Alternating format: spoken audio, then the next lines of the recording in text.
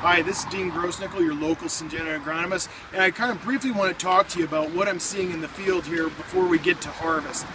In the corn fields that I'm scouting and walking through, the first thing that I'm noticing is a lot of the sins at planting time that we have committed are starting to show up big time in our cornfields. A lot of root compaction with the soil that we're really having restricted root growth. That's leading to nitrogen deficiencies, and you'll see that as the leaves fire from the ground up.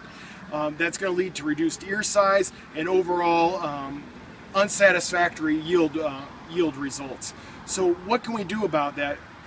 For the most part, what I'm doing is I'm taking a handy dandy compaction probe, but you can take a shovel and you go out there and in between the rows just press down on that shovel and see the amount of resistance of that shovel going into the soil. My compaction probe goes from 0 to about 300 psi, and on that, as we get up to that 300 psi level, we're having extreme root growth restrictions, and really that means we need to break up those compaction layers with some sort of tillage or some sort of best management practice.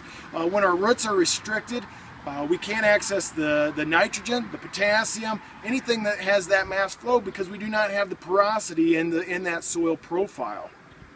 So we need to break that up. If we don't have that, our roots cannot access the nitrogen, the potassium, etc., and that will lead to that reduced ear size. So contact Eric, contact Gary, or even myself, and we can come out there and help you diagnose what may be going on in that field to date. Also, what I also wanted to talk to you about is traits, whether it be glyphosate, corn borer, the Viptera traits that we have today. In the northern end of my territory, we had a lot of black cutworm issues early on. A lot of people did not notice that till they were in there with their first post-emergence corn herbicide application, and they lost a lot of stand. These traits bring a lot of value to the table that in this era of low value of corn, let's not forget about the traits and the value they bring and the yield that they can save in the long run. Not only from a thicker, fuller stand, but that ear wouldn't be fed on by whether it be earworms, western bean cutworms, etc. We lose a lot of yield to those pests, and in the future, hopefully we won't if we use the right traits and right hybrid combination.